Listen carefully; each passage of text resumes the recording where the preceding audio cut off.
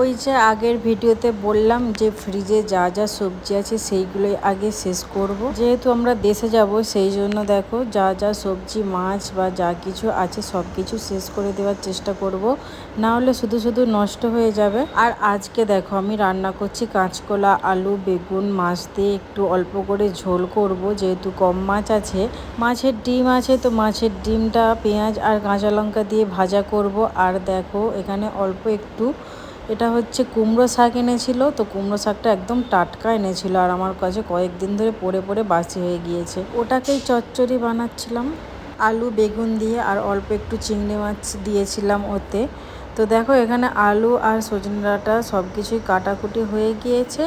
আর এখন আমি রান্নাটাও কমপ্লিট করে নিলাম। এই যে কুমড়ো ডাঁটার চচ্চড়ি করলাম আজকে, আর এই যে মাছের ডিমের বড়া। এটা খেতে এত ভালো লাগে কি বলবো তোমাদেরকে, যারা খাও তারা জানো। আর এই যে কাঁচকলা আলু দিয়ে একদম পাতলা করে ঝোল বানিয়েছি।